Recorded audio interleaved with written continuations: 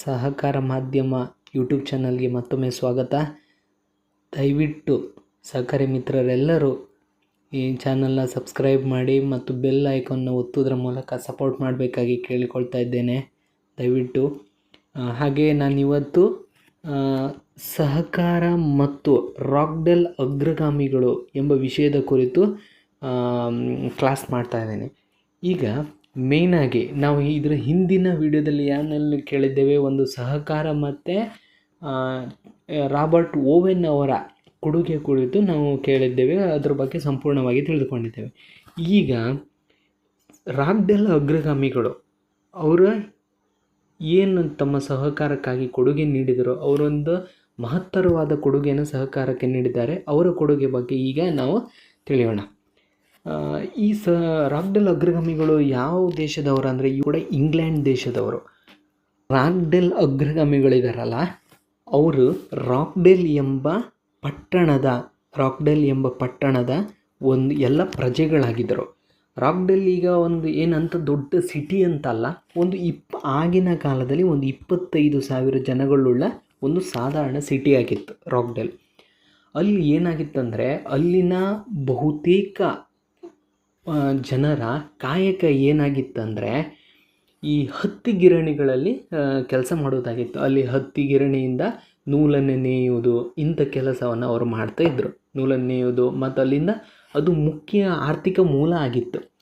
ಇಲ್ಲಿ ಏನಾಗ್ತಿತ್ತಂದರೆ, ಅಲ್ಲಿನ ಈ ಹತ್ತಿ ಗಿರಣಿಗಳ ಮಾಲೀಕರು ಅವರು ಈ ನೌಕರರನ್ನು ವ್ಯಾಪಕವಾಗಿ ಶೋಷಣೆ ಮಾಡ್ತಾ ಇದ್ದರು. ಯಾವ ರೀತಿ ಶೋಷಣೆ ಮಾಡ್ತಿದ್ರಂದರೆ, ಅವರಿಗೆ ಗಿರಣಿಗಳ ಮಾಲೀಕರೇ ಅವರೇ ಒಂದು ದಿನಸಿ ಅಂಗಡಿಗಳಂತ ಇಟ್ಟಿರ್ತಿದ್ರು. ಈ ನೌಕರರು ಅಲ್ಲೇ ಇದನ್ನು ತಗೊಳ್ಬೇಕು, ತಮ್ಮ ದಿನಸಿಗಳನ್ನು ತಗೊಳ್ಬೇಕು, ಇಲ್ಲದಿದ್ದರೆ ಅವ್ರ ಮೇಲೆ ದೌರ್ಜನ್ಯ ಮಾಡ್ತಿದ್ರು. ಮಾಲೀಕರು ವ್ಯಾಪಕ ಶೋಷಣೆ ಮಾಡ್ತಿದ್ರು ಅವ್ರನ್ನ. ಮತ್ತು ಅಲ್ಲಿನ ಜನರಿಗೆ ಅವರು ಒಂದು ಒಳ್ಳೆಯ ಸೌಲಭ್ಯಗಳನ್ನು ಯಾವಾಗಲೂ ವಂಚಿಸ್ತಾ ಇದ್ದರು. ಯಾರಂದರೆ ಗಿರಣಿ ಮಾಲೀಕರು. ಇದರಿಂದ ರಾಕ್ಡೆಲ್ ಪಟ್ಟಣದ ನೌಕರರಿದ್ದರಲ್ಲ, ಇದರಿಂದ ಬೇಸತ್ತು ಹೋಗ್ತಾರೆ. ಆಗ ಅವರಿಗೆ ಈ ಒಂದು ಕಡೆಯಲ್ಲಿ ಮುಷ್ಕರ ಮಾಡುವಂಥದ್ದು, ಅದನ್ನು ವಿರುದ್ಧ ಪ್ರತಿಭಟಿಸುವ ಕೆಲಸವನ್ನು ಮಾಡ್ತಾರೆ. ಈ ಪ್ರತಿಭಟಿಸಿದರ ಮೇಲೆ ಬೇಕಂತೇಳಿ ಅವ್ರ ಮೇಲೆಗೆ ತೊಂದರೆ ಕೊಡಲಿಕ್ಕೆ ಸ್ಟಾರ್ಟ್ ಮಾಡ್ತಾರೆ. ಇವರು ಈ ಗಿರಣಿ ಮಾಲೀಕರು ಅವ್ರ ಮೇಲೆ ತೊಂದರೆ ಕೊಡಲಿಕ್ಕೆ ಸ್ಟಾರ್ಟ್ ಮಾಡ್ತಾರೆ. ಆಗ ಇವರು ಏನು ಮಾಡ್ತಾರಂದರೆ, ಇದ್ರ ಬಗ್ಗೆ ನಾವು ಏನಾದರೂ ಒಂದು ಮಾಡ್ಕೊಳ್ಬೇಕು, ನಾವು ಇದ್ರ ಬಗ್ಗೆ ಏನಾದರೂ ಒಂದು ಡಿಸಿಷನ್ ತಗೊಳ್ಬೇಕು ಅನ್ನೋ ಉದ್ದೇಶದಿಂದ ಈ ಕಾರ್ಮಿಕರು ಎಲ್ಲ ಸೇರ್ತಾರೆ ಒಂದು ಕಡೆ. ಎಷ್ಟು ಜನ? 28 ಜನ ಕಾರ್ಮಿಕರು ಒಂದು ಕಡೆ ಸೇರ್ತಾರೆ. 1843ರಲ್ಲಿ ಈ 28 ಜನ ನೌಕರರು ಒಂದೆಡೆ ಸೇರ್ತಾರೆ. ಈ ನೌಕರರು ಒಂದೆಡೆ ಸೇರಿ ತಮ್ಮ ಜೀವನಗಳನ್ನು ಹೇಗೆ ಸುಧಾರಿಸ್ಕೊಳ್ಬೇಕು, ಅಥವಾ ತಾವು ಒಬ್ಬರಿಗೊಬ್ಬರು ಹೇಗೆ ಬೆಂಬಲವಾಗಿರಬೇಕು, ಹಾಗೂ ಈ ಬಂಡವಾಳಶಾಹಿಗಳಿಂದ ಅಥವಾ ಈ ಗಿರಣಿ ಮಾಲೀಕರಿಂದ ಹೇಗೆ ನಾವು ಅವರಿಂದ ಶೋಷಣೆಗೆ ಒಳಗಾಗ್ತಿದ್ದೀವಲ್ಲ, ಅದರಿಂದ ಹೇಗೆ ತಪ್ಪಿಸ್ಕೊಳ್ಬೇಕು ಎನ್ನುವುದರಾಗಿ ಚರ್ಚೆ ಮಾಡ್ತಾ ಇರ್ತಾರೆ. ಯಾರಂದರೆ ರಾಕ್ಡೆಲ್ ಅಗ್ರಗಾಮಿಗಳು. ಈ 28 ಜನ ಸದಸ್ಯರಲ್ಲಿ ಚಾರ್ಲ್ಸ್ ಹೋವರ್ಕ್ ಚಾರ್ಲ್ಸ್ ಹೋವರ್ಕ್ ಎನ್ನುವ ಒಬ್ಬ ನೇಕಾರ ಅವರಿಗೊಂದು ಐಡಿಯಾ ಕೊಡ್ತಾನೆ, ಅಥವಾ ಅವರಿಗೊಂದು ಯೋಜನೆಯನ್ನು ಮುಂದಿಡ್ತಾನೆ. ಆ ಯೋಜನೆ ಏನಂದರೆ, ನೇಕಾರರು ಪರಸ್ಪರ ಸಹಕಾರ ತತ್ವ ಆಧಾರಿತ ಒಂದು ಸಹಕಾರಿ ಅಂಗಡಿಯನ್ನು ಸ್ಥಾಪಿಸುವುದು, ಸಹಕಾರಿ ಅಂಗಡಿ ಸ್ಥಾಪನೆ ಈಗ ಯೋಜನೆಯನ್ನು ಮುಂದಿಡ್ತಾನೆ. ಅದರಂತೆಯೇ ಏನು ಮಾಡ್ತಾರೆ ಅವರೆಲ್ಲ, ಅದು ಎಲ್ಲರಿಗೂ ಆ ಯೋಜನೆ ಇಷ್ಟ ಆಗುತ್ತೆ. ಎಲ್ಲರೂ ಆ ಯೋಜನೆಯನ್ನು ಒಪ್ಪಿಕೊಳ್ಳುತ್ತಾರೆ. 28 ಜನ ನೇಕಾರರಿದ್ದಾರಲ್ಲ, ನೇಕಾರರು ಚಾರ್ಲ್ಸ್ ಹೋವರ್ಕ್ನ ಯೋಜನೆಯನ್ನು ಒಪ್ಪಿಕೊಂಡು 28 ಜನ 28 ಪೌಂಡ್ ಹಣವನ್ನು ಸಂಗ್ರಹಿಸಿ ಒಂದು ಸಹಕಾರಿ ಅಂಗಡಿಯನ್ನು ಸ್ಥಾಪಿಸುತ್ತಾರೆ. 28 ಜನ ಸೇರಿ 28 ಪೌಂಡ್ ಸಂಗ್ರಹಿಸಿ ಒಂದು ಸಹಕಾರಿ ಅಂಗಡಿಯನ್ನು ಸ್ಥಾಪಿಸ್ತಾರೆ. ಹಾಗೆ ಈ ಸಹಕಾರಿ ಅಂಗಡಿ ಏನು ಪರಸ್ಪರ ಸಹಕಾರ ತತ್ವವನ್ನು ಆಧಾರಿತವಾಗಿರುತ್ತದೆ, ಗೊತ್ತಾಯ್ತಾ? ಮತ್ತು ಆ ಚಾರ್ಲ್ಸ್ ಹೋವರ್ಕನಿಗೆ ಈ ಸಹಕಾರಿ ಅಂಗಡಿಯ ಬಗ್ಗೆ ಅವನು ಸ್ವಲ್ಪ ಎಜುಕೇಟೆಡ್ ಆಗಿರಬಹುದು, ಅವನು ಕೂಡ ಆ ಸಹಕಾರದ ತತ್ವದ ಬಗ್ಗೆ ಒಂದು ಅನುಭವ ಅಥವಾ ಅದರ ಬಗ್ಗೆ ಯೋಜನೆಯ ಬಗ್ಗೆ ಅವನು ತಿಳಿದಿರುತ್ತಾನೆ. ಈ 28 ಜನ ಸೇರಿ 28 ಪೌಂಡ್ ಸಂಗ್ರಹಿಸಿ ಏನು ಮಾಡ್ತಾರೆ ಅಂದರೆ, ಇದು ದುಡಿಯುವ ಬಂಡವಾಳವನ್ನು ಸಂಗ್ರಹಿಸಿ ಬರ್ಕೊಳ್ಳಿ. Important, Rochdale equitable pioneer society. ಇವರೆಲ್ಲ ಸೇರಿ ರಾಕ್ಡೆಲ್ ಈಕ್ವಿಟೇಬಲ್ ಪಯೋನಿಯರ್ ಸೊಸೈಟಿಯನ್ನು ಸ್ಥಾಪಿಸ್ತಾರೆ. ಯಾವಾಗ ಸ್ಥಾಪಿಸುತ್ತಾರಂದರೆ 1844 ಆಗಸ್ಟ್ 15ರಂದು ರಾಕ್ಡೆಲ್ ಈಕ್ವಿಟೇಬಲ್ ಪಯೋನಿಯರ್ ಸೊಸೈಟಿಯನ್ನು ಇವರು ಸ್ಥಾಪಿಸುತ್ತಾರೆ. ಹಾಗೂ ಇವರು ಏನು ಮಾಡ್ತಾರೆ, ಅದರ ಅಂಗಡಿಯಲ್ಲಿ ಇದು ಮೊಟ್ಟ ಮೊದಲ ಏನಾಗುತ್ತೆ, ಒಂದು ಸಹಕಾರ ಸಂಸ್ಥೆ ಆಗುತ್ತೆ. ದ ಫಸ್ಟ್ ಸಹಕಾರ ಸಂಸ್ಥೆ ಅಂದರೆ ಆಧುನಿಕ ಸಹಕಾರ ಇದೆಯಲ್ಲ, ಸಹಕಾರ ಚಳುವಳಿಯಲ್ಲಿ ಸ್ಥಾಪನೆಯಾದ ಮೊಟ್ಟ ಮೊದಲ ಸಹಕಾರ ಸಂಘ ಯಾವುದಂದರೆ the Rochdale equitable pioneer society 1844 August 15ರಂದು ಸ್ಥಾಪಿತವಾಗುತ್ತದೆ. ಈ 28 ಜನಗಳಲ್ಲಿ ಚಾರ್ಲ್ಸ್ ಹೌರತ್ ಮತ್ತು ಜೇಮ್ಸ್ ಡಾಲಿ ಎನ್ನುವರಿಬ್ಬರು ಇರ್ತಾರೆ. ಈ ಚಾರ್ಲ್ಸ್ ಹೌರತ್ ಇರ್ತಾರನ್ನಲ್ಲ, ಇವರು ಆ ಸಹಕಾರಿ ಸಂಘ ಇದೆಯಲ್ಲ, the Rochdale equitable pioneer society, ಅದಕ್ಕೆ ನಿಯಮಗಳನ್ನು ರೂಪಿಸುತ್ತಾನೆ. ಸೊ ಚಾರ್ಲ್ಸ್ ಹೌರತ್ತನ್ನು ಆಧುನಿಕ ಸಹಕಾರಿ ಸಂಘದ ಸಂವಿಧಾನಗಳ ಸೃಷ್ಟಿಕರ್ತ ಎಂದು ಕರೆಯುತ್ತಾರೆ. ಆಧುನಿಕ ಸಹಕಾರಿ ಸಂಘದ ನಿಯಮಗಳ ಸೃಷ್ಟಿಕರ್ತ ಅಥವಾ ಸಂವಿಧಾನದ ಸೃಷ್ಟಿಕರ್ತ ಎಂದು ಕರೆಯುತ್ತಾರೆ. ಯಾರನ್ನ? ಚಾರ್ಲ್ಸ್ ಹೌರತ್ತನ್ನು. ಈ ಸಂಘನ ಅವರು the friendly societies act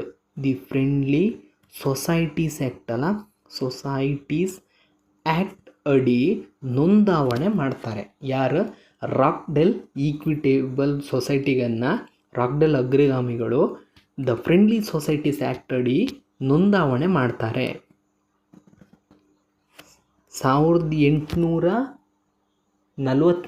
August 15ರಂದು ಸ್ಥಾಪಿತವಾದ the Rochdale equitable pioneer society ಇದೆಯಲ್ಲ, ಅದು 1844 ಡಿಸೆಂಬರ್ 21ರಂದು ಕಾರ್ಯಾರಂಭ ಮಾಡುತ್ತದೆ.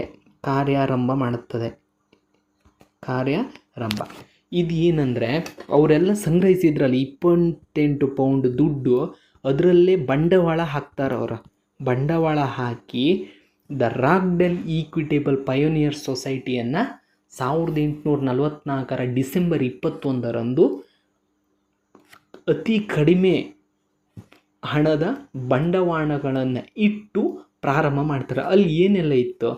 ಹಿಟ್ಟು, ಬೆಣ್ಣೆ, ಸಕ್ಕರೆ, ಓಟ್ಸು, ಮೇಣದ ಬತ್ತಿ ಮುಂತಾದವುಗಳೇ ಇದ್ದವೇ ಹೊರತು ಅನಗತ್ಯದ್ದು ಏನೂ ಇರಲಿಲ್ಲ. ಸೊ ಸುತ್ತಮುತ್ತರವರ ಇದನ್ನು ನೋಡಿ ಏನು ಮಾಡ್ತಾರೆ ಅಂದರೆ ಅಪಹಾಸ್ಯ ಮಾಡ್ತಾರೆ. ಬಟ್ ಇವರು ಫರ್ಮ್ ಆಗಿ ನಿಲ್ತಾರೆ. ಸೊ ಭವಿಷ್ಯದ ದಿನಗಳಲ್ಲಿ ಇದು ಯಶಸ್ವಿಯಾಗುತ್ತದೆ.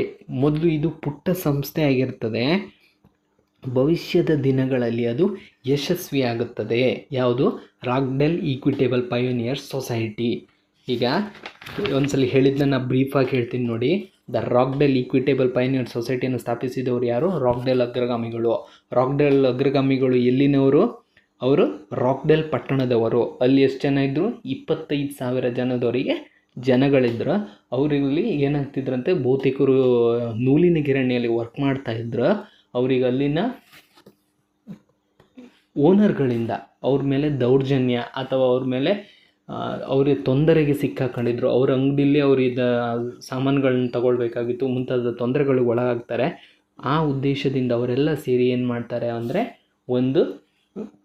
ಅವರಲ್ಲಿನ 28 ಜನ ಸೇರಿ ಒಂದು ಕಡೆ ಸಭೆ ಸೇರ್ತಾರೆ. ಅದು ಎಲ್ಲಂದರೆ ಚಾರ್ಟಿಸ್ಟ್ ಹಾಲ್ನಲ್ಲಿ ಸಭೆ ಸೇರಿ 28 ಪೌಂಡ್ ಹಣವನ್ನು ಸಂಗ್ರಹಿಸಿ ಅದನ್ನೇ ದುಡಿಯುವ ಬಂಡವಾಳ ಮಾಡಿಕೊಂಡು ಸಹಕಾರ ಸಂಘವನ್ನು ಸ್ಥಾಪಿಸೋ ಉದ್ದೇಶವನ್ನು ಎದುರಿಡ್ತಾರೆ. ಅದರಂತೆ 1844 ಆಗಸ್ಟ್ 15ರಂದು 1844 ಆಗಸ್ಟ್ 15ರಂದು ಅವರು ಮೊಟ್ಟ ಮೊದಲ ಬಾರಿಗೆ ದಿ ರಾಕ್ಡೆಲ್ ಈಕ್ವಿಟೇಬಲ್ ಪಯೋನಿಯರ್ ಸೊಸೈಟಿಯನ್ನು ಸ್ಟಾರ್ಟ್ ಮಾಡ್ತಾರೆ. ಅದು 1844 ಡಿಸೆಂಬರ್ 21ನೇ ತಾರೀಕಿನಂದು ಅದು ಕಾರ್ಯಾರಂಭ ಮಾಡುತ್ತದೆ. ಅತಿ ಕಡಿಮೆ ದುಂಡಿ ಬಂಡವಾಳದಿಂದ ಸಕ್ಕರೆ, ಮೇಣದಬತ್ತಿ ಮುಂತಾದ ದಿನಂಪ್ರತಿ ಬಳಸುವ ವಸ್ತುಗಳನ್ನು ಮಾತ್ರ ಅವರು ಮೊದಲಿಗೆ ಮಾರಾಟ ಮಾಡ್ತಾರೆ. ಮೊದಲು ಜನ ಅವ್ರ ಕಡೆ ನೋಡಿ ನಗ್ತಾ ಇರ್ತಾರೆ. ಬಟ್ ಅವರು ಎಲ್ಲರೂ ಕೂಡ ಅದರ ಯಶಸ್ವಿಗಾಗಿ ಪಣ ತೊಟ್ಟು ನಿಲ್ತಾರೆ. ಅವರಲ್ಲಿ 28 ಜನರ ಸಹಕಾರ ಮಳಿಗೆಯನ್ನು ಸ್ಥಾಪಿಸುವ ಉದ್ದೇಶ ಅಥವಾ ಅದನ್ನು ಮಂಡಿಸಿದವನು ಯಾರಂದರೆ ಚಾರ್ಲ್ಸ್ ಹೋವರ್ಕ್. ಹಾಗೂ ಅದರಲ್ಲಿ ಚಾರ್ಲ್ಸ್ ಹೌರತ್ ಮತ್ತು ಜೇಮ್ಸ್ ಡಾಲಿ ಅನ್ನೋರು ಇನ್ನಿಬ್ಬರಿದ್ದಾರೆ. ಅವರಿಬ್ಬರು ಅದರಲ್ಲಿ ಚಾರ್ಲ್ಸ್ ಹೋವರ್ಕ್ ಅಥವಾ ಚಾರ್ಲ್ಸ್ ಹೌರತ್ ಅವನಿದನಲ್ಲ, ಅವನ ಸಹಕಾರ ಸಂಘಕ್ಕಾಗಿ ಅಥವಾ ಆ ಸಂಸ್ಥೆಗಾಗಿ ನಿಯಮಗಳನ್ನು ರೂಪಿಸ್ತಾನೆ. ಆದ್ದರಿಂದ ಅವನನ್ನು ಆಧುನಿಕ ಸಹಕಾರ ಸಂಘದ ನಿಯಮಗಳ ರೂಪಿಸಿದವನು. ಆದ್ದರಿಂದ ಅವನಿಗೆ ಆಧುನಿಕ ಸಹಕಾರ ಚಳುವಳಿಯ ಸಂವಿಧಾನದ ಸೃಷ್ಟಿಕರ್ತ ಎಂದು ಕರೆಯುತ್ತಾರೆ. ಯಾರನ್ನ? ಚಾರ್ಲ್ಸ್ ಹೌರತ್ತನ್ನು ಆಧುನಿಕ ಸಹಕಾರ ಚಳುವಳಿಯ ಸಂವಿಧಾನದ ಸೃಷ್ಟಿಕರ್ತ ಎಂದು ಕರೆಯುತ್ತಾರೆ. ಮತ್ತು ದ ರಾಕ್ಡೆಲ್ ಈಕ್ವಿಟೇಬಲ್ ಪಯೋನಿಯರ್ ಸೊಸೈಟಿಯನ್ನು ಸ್ಥಾಪಿಸಿದವರು ಯಾರು? ರಾಕ್ಡೆಲ್ ಅಗ್ರಗಾಮಿಗಳು. ಇದು ಯಾವ ವಿಧದ್ದಂದರೆ ಗ್ರಾಹಕರ ಸಹಕಾರ ಸಂಘ. ಇದು ಯಾವುದಂದರೆ ಗ್ರಾಹಕರ ಸಹಕಾರ ಸಂಘ ಆಗಿದೆ. ಪ್ರಪಂಚದಲ್ಲಿ ಇದಕ್ಕಿಂತ ಮುಂಚೆ ಬೇರೆ ಬೇರೆ ಗ್ರಾಹಕರ ಸಹಕಾರ ಸಂಘಗಳು ಸ್ಥಾಪಿತವಾಗಿದ್ದವು. ಆದರೆ ಯಶಸ್ವಿ ಸಹಕಾರ ಸಂಘವನ್ನು ಸ್ಥಾಪಿಸಿದ ಕೀರ್ತಿ ಯಾರಿಗೆ ಸಲ್ಲುತ್ತಂದರೆ ರಾಕ್ಡೆಲ್ ಅಗ್ರಗಾಮಿಗಳು ಸೇರುತ್ತಾರೆ. ಯಾರಂದರೆ 28 ಜನ ನೌಕರರಿಗೆ ಸೇರುತ್ತದೆ. ಅದರಲ್ಲಿ ಚಾರ್ಲ್ಸ್ ಹೋವರ್ತ್ ಅದನ್ನು ಮೇಯ್ನಾಗಿ ಹೋವರ್ಕ್ ಅಥವಾ ಹೌರತ್, ಅದು ಎರಡಿದೆ. ಅವರು 2 ಹೆಸರಲ್ಲಿ ಕರೆಯಲ್ಪಡ್ತಾನೆ, ಚಾರ್ಲ್ಸ್ ಹೋವರ್ಕ್ ಅಥವಾ ಹೌರತ್. ಆಮೇಲೆ ಇವರು ಇದನ್ನು ಯಶಸ್ವಿಯಾಗಿ ಸ್ಥಾಪಿಸೋದ್ರಿಂದ ಇವರಿಗೆ ರಾಕ್ಡೆಲ್ನ ಅಗ್ರಗಾಮಿಗಳು ಅಥವಾ ರಾಕ್ಡೆಲ್ನ ಪಯೋನಿಯರ್ಸ್ ಎಂದು ಕರೆಯಲ್ಪಡುತ್ತಾರೆ. ರಾಕ್ಡೆಲ್ ಅಗ್ರಗಾಮಿಗಳು ಅಥವಾ ರಾಕ್ಡೆಲ್ ಪಯೋನಿಯರ್ಸ್. ಹಾಗೂ ಇವರು ಈ ಸಹಕಾರ ಸಂಘದ ಏಳಿಗೆಗಾಗಿ, ಈ ಸಹಕಾರ ಸಂಘ ಯಶಸ್ವಿಯಾಗುವ ಮುನ್ನಡೆಸುವ ಉದ್ದೇಶದಿಂದ ಕೆಲವೊಂದು ನಿಯಮಗಳನ್ನು ರೂಪಿಸುತ್ತಾರೆ. ಯಾರು? ರಾಕ್ಡೆಲ್ ಅಗ್ರಗಾಮಿಗಳು ನಿಯಮಗಳನ್ನು ರೂಪಿಸುತ್ತಾರೆ.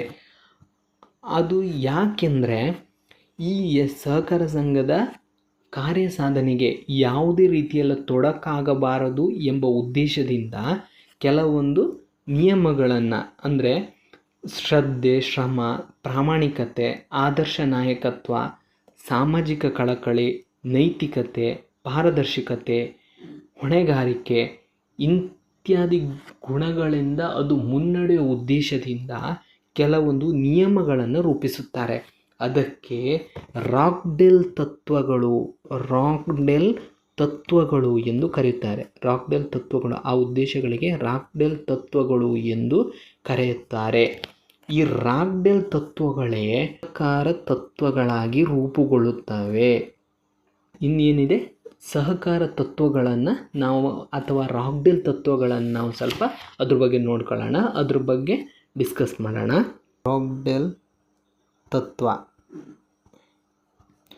ರಾಕ್ಡೆಲ್ ತತ್ವಗಳು ಏನು ಹೇಳ್ತಾವಂದರೆ, ಒಂದನೇದು ಇದರಲ್ಲಿ ಮುಕ್ತ ಸದಸ್ಯತ್ವ ಇದೆ.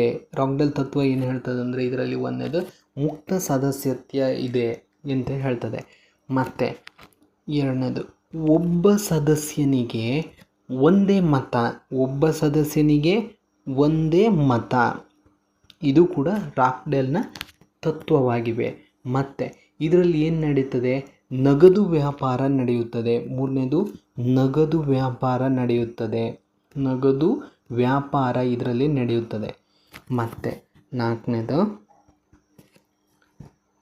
ಒಂದು ಶುದ್ಧ ಮತ್ತು ಕಲಬೆರಕೆ ರಹಿತ ಪದಾರ್ಥಗಳನ್ನು ಮಾರಾಟ ಮಾಡೋದು. ಶುದ್ಧ ಮತ್ತು ಕಲಬೆರಕೆ ರಹಿತ ಪದಾರ್ಥಗಳ ಮಾರಾಟ ಮಾಡುವುದು ಕೂಡ ಇವ್ರದ್ದು ಒಂದು ಮೋಟೋ ಆಗಿತ್ತು. ಮತ್ತು ಮಾರುಕಟ್ಟೆ ಬೆಲೆಯಲ್ಲಿ ವಸ್ತುಗಳ ಮಾರಾಟ,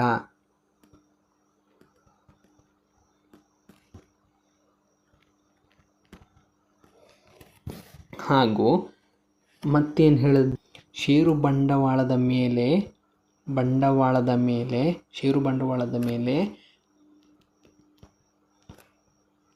ಪರಿಮಿತ ಬಡ್ಡಿ, ಅಂದರೆ ಏನೆಲ್ಲ ಎಲ್ಲರಿಗೂ ಈಕ್ವಲ್ ಆದ ಬಡ್ಡಿ ಹಾಕೋದು ಷೇರು ಬಂಡವಾಳದ ಮೇಲೆ. ಮತ್ತು ಖರೀದಿಸಿದ ಷೇರಿನ ಮೇಲೆ ಅಥವಾ ಖರೀದಿಸಿದ ಪ್ರಮಾಣಕ್ಕೆ ಅನುಪಾತವಾಗಿ ಲಾಭಾಂಶ ವಿತರಣೆ. ಏಳನೇದು ಖರೀದಿಸಿದ ಪ್ರಮಾಣಕ್ಕೆ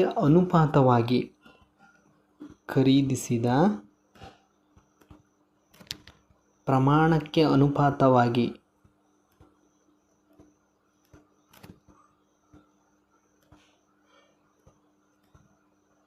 ಲಾಭಾಂಶದ ವಿತರಣೆ.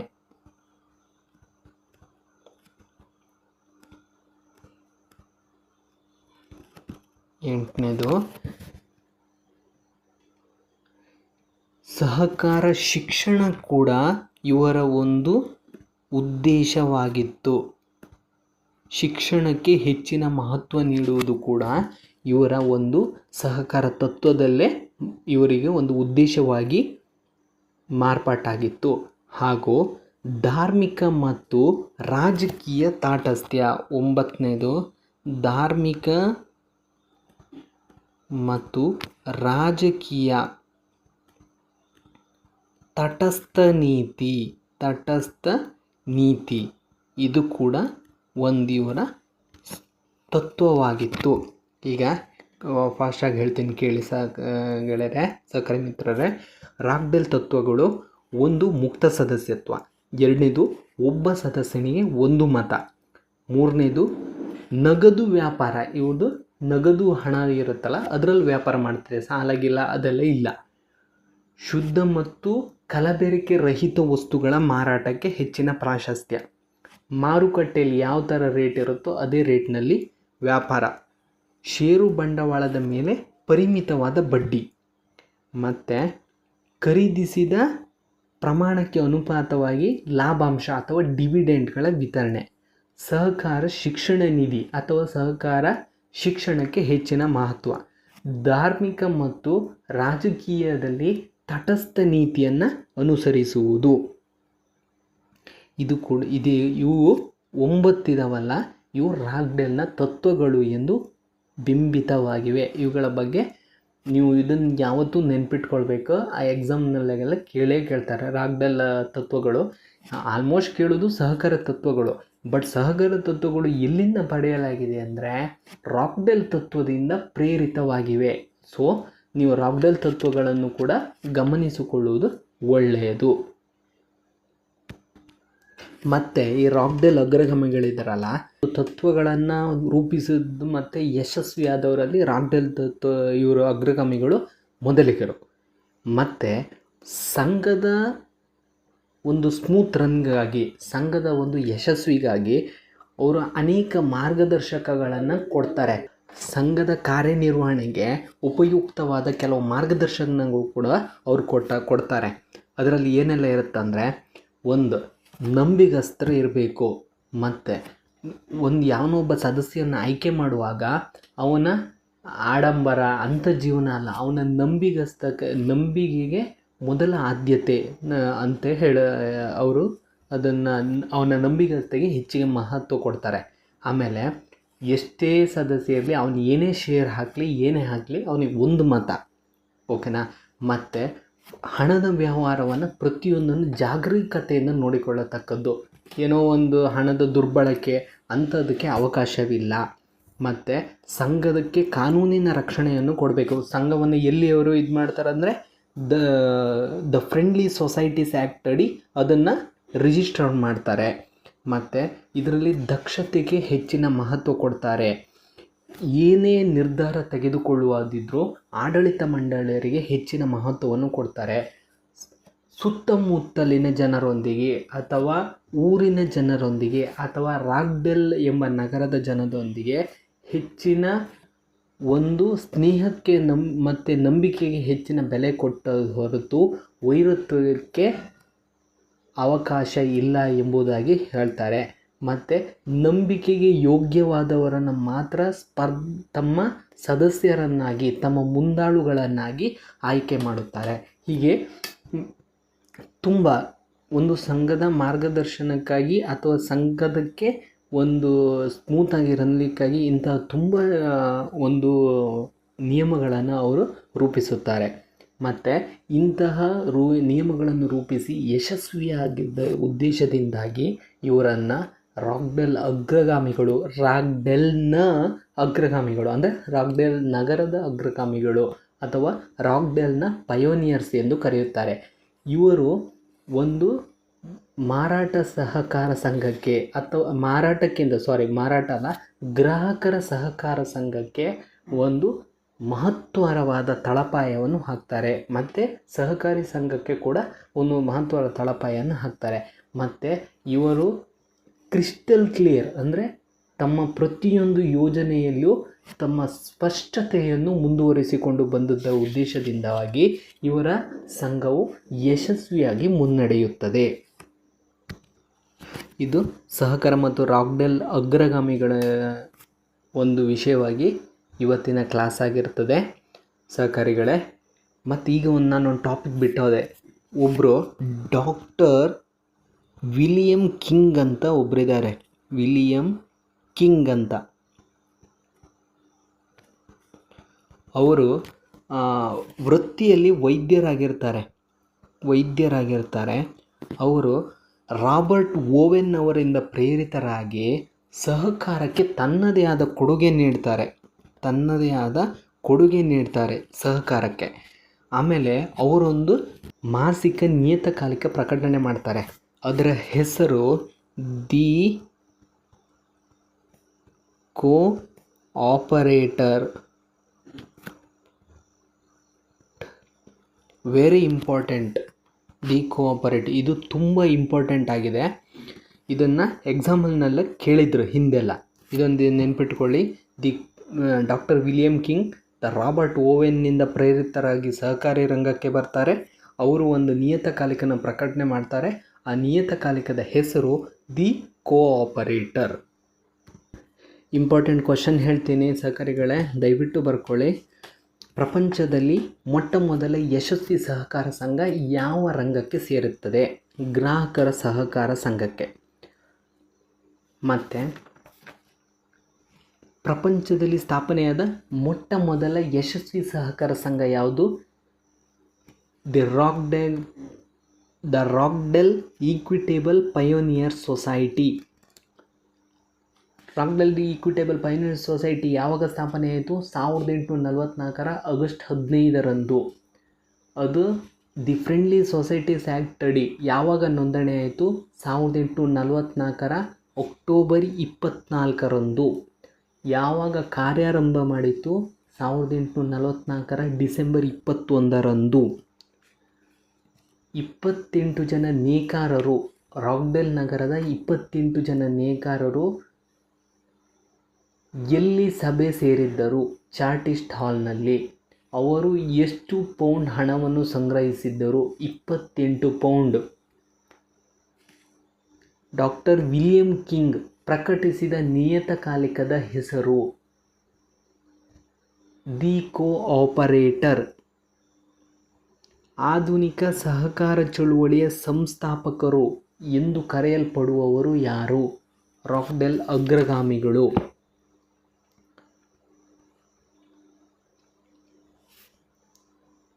ಇದು ಇವತ್ತಿನ ಕ್ಲಾಸ್ ಆಗಿರ್ತದೆ. ಈಗ ಆಲ್ಮೋಸ್ಟ್ ನಾನು ಕವರ್ ಮಾಡಿದಷ್ಟು ನಾನು ನಿಮ್ಮ ಕ್ವಶನ್ ಆನ್ಸರ್ ಹೇಳಿದ್ದೀನಿ. ಮುಂದೊಂದು ದಿನ ಸಹಕಾರಿಗಳೇ ಎಕ್ಸಾಮಿಗೆ ಅಗತ್ಯ ಇರುವ ಎಲ್ಲ ಕ್ವಶನ್ಗಳನ್ನು ನಾನು ಒಂದಿನ ಇದೇ ಥರ ಹೇಳ್ತೀನಿ. ಅದಕ್ಕೆ ಮಲ್ಟಿಪಲ್ ಚಾಯ್ಸ್ 4 ಆನ್ಸರ್ ಅದೆಲ್ಲ ಹೇಳಲ್ಲ. ಕ್ವಶನ್ ಆನ್ಸರ್ ಥರ ಹೇಳ್ತೀನಿ. ಯಾಕಂದರೆ ಎಕ್ಸಾಮ್ ಮುಂಚಿನ ದಿವಸ ನೀವೆಲ್ಲಾದರೂ ಓದ್ತಿದ್ರೆ ಒಂದು ಅಟ್ಲೀಸ್ಟ್ ಬ್ರೀಫಾಗಿ ಕಿವಿಯಲ್ಲಿ ಆನ್ಸರ್ ಬಿದ್ದಿರೋದೇ ಒಳ್ಳೆಯದು. ಟೈಮ್ ಇದ್ದರೆ ಅದಕ್ಕೆ ಇದ್ದಿದ್ದರೆ ಅವಕಾಶ ಇದ್ದರೆ ನಾನು ಅದನ್ನ ಮಲ್ಟಿಪಲ್ ಚಾಯ್ಸ್ ಥರ ಮಾಡಿ ನಿಮಗೆ ಹೇಳಲಿಕ್ಕೆ ಎಕ್ಸ್ಪ್ಲೈನ್ ಮಾಡ್ತೀನಿ. ಮತ್ತು ಎಕ್ಸ್ಪ್ಲೈನ್ ಮಾಡಲಿಕ್ಕೂ ನಾನು ಇದು ಮಾಡ್ತೀನಿ. ಈಗ ನಾನು ತುಂಬ ಚಾಪ್ಟರ್ಗಳೆಲ್ಲ ಇದ್ದಾವೆ, ರೆಡಿ ಇದ್ದಾವೆ. ಅದು ನಾನು ವೀಡಿಯೋ ಮಾಡಿ ಹಾಕಬೇಕು ನಿಮಗೆ. ಅಷ್ಟೇ. ಮತ್ತು ಮುಂದಿನ ಇದರಲ್ಲಿ ಸಿಗೋಣ ಸಹಕಾರಿ ಮಿತ್ರರೇ. ಮುಂದಿನ ವೀಡಿಯೋದಲ್ಲಿ ಸಿಗೋಣ. ದಯವಿಟ್ಟು ಇಷ್ಟೊತ್ತವರೆಗೆ ಯಾರು ನನ್ನ ಚಾನಲನ್ನು ಸಬ್ಸ್ಕ್ರೈಬ್ ಮಾಡಿಲ್ವೋ ದಯವಿಟ್ಟು ಸಬ್ಸ್ಕ್ರೈಬ್ ಮಾಡಿ, ಮತ್ತು ಬೆಲ್ ಐಕಾನನ್ನು ಪ್ರೆಸ್ ಮಾಡಿ ದಯವಿಟ್ಟು ಸಹಕಾರಿಗಳೇ. ಹಾಗೂ ಎಂದಿನಂತೆ ಕೊನೆಯ ಮಾತು, ಮುಂದಿನ ಭವಿಷ್ಯಕ್ಕೆ ಸಹಕಾರ ಒಂದೇ ಮಾರ್ಗ. ಸಹಕಾರಂ ಗೆಲ್ಗೆ, ಸಹಕಾರಂ ಬಾಳ್ಗೆ.